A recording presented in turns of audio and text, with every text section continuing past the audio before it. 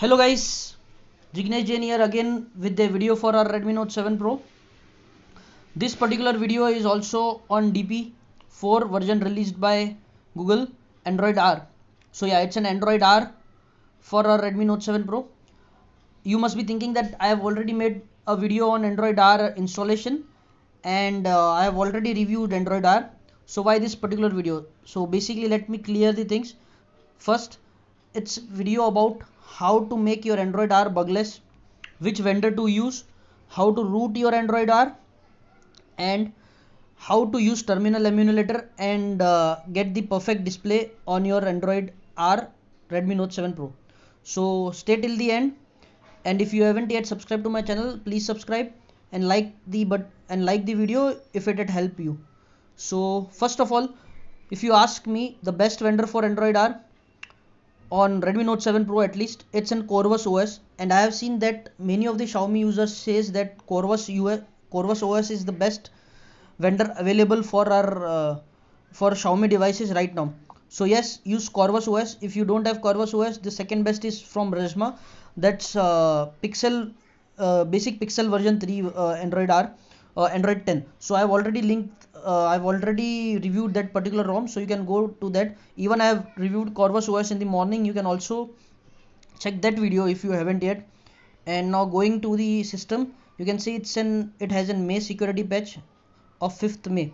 So yeah, this is the latest security patch, and the Android R DP4 itself has been released on 7th of May. So basically this is the best and the latest Android you can use on your phone. Other than that, the system image which I am using right now is from Irfan. Yes, you need to use the system image. The installation part is already been given in the previous videos. You can check out my previous videos how to install this particular things. So basically I am using Corvus OS with system image from Irfan. So now moving forward, how to root your Android device.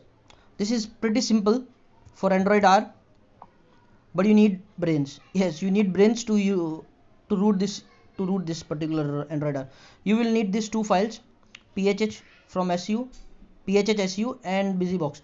So first of all, just head towards the TRTWRP after everything has been settled on your phone, and install PHHSU and BusyBox, both of them via recovery, and boot into the system. So you will have your phone rooted. As you can see, my phone is already rooted, and super user permission has been already given to Magisk Manager and Terminal Emulator. You can also check Magisk Manager. So it's working, but I haven't installed Magisk version on this because Magisk right now for Android R is just a spam. You can use PHH Super SU and you can get all the root functions for your phone. So go with that itself. This may even lead to boot loop, so don't get for Magisk right now if you are not using the Pixel 4 devices or Pixel 2 devices. For the ported GSI ROMs, don't use Magisk right now for R version. Okay. Another thing, when everything has been set up and you have booted into the system, don't forget to flash, or say don't forget to install the GMS version. I'll show you which GMS version. So this is the GMS version. You need to install 20.15.5.15. So once you have installed the Corvus OS and change the system image to this particular Android R, and you boot up first time, install this GMS so that you don't get any bugs. I know this video would be of the lengthy type, but this would solve every problem that people are facing on Android R right now. I hope you understand the thing. Okay, next thing, in this Corvus OS vendor, the Xiaomi remote is working great.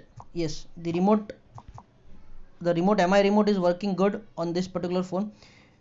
If you want to use this, other vendors I have seen that the remote was not working, but now on Android R also the remote is working great, no issues with that.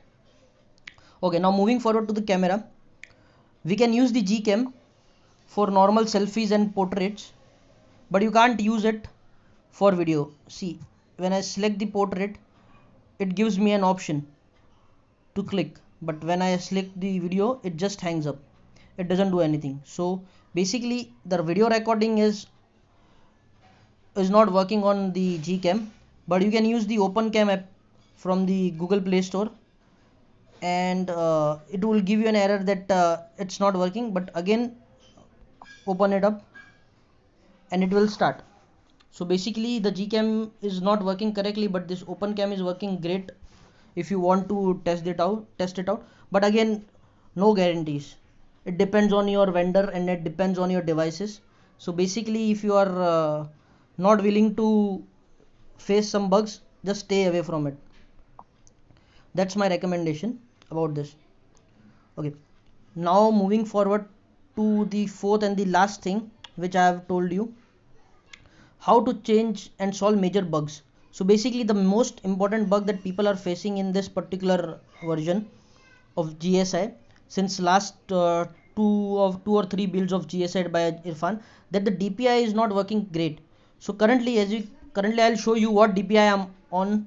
So you can see into the display, advanced, it's 420 custom DPI. Okay, just need to go to the terminal emulator and type su. So now you can see the super user has granted terminal emulator permissions. So this is rooted. Now what I need to do is type wm density, select the density that you want or the actual density of your particular phone. So I am using it 411. It was 420 previously. So now check. Great. So now my density has been changed to 411. You can confirm from here. So the density has been changed to 421. Now I can change this density if I further want to. WM density and whatever I need to write. So you will need a root for this and a terminal emulator application for this. So this video will solve the major bugs you all have on Android R if you want to use.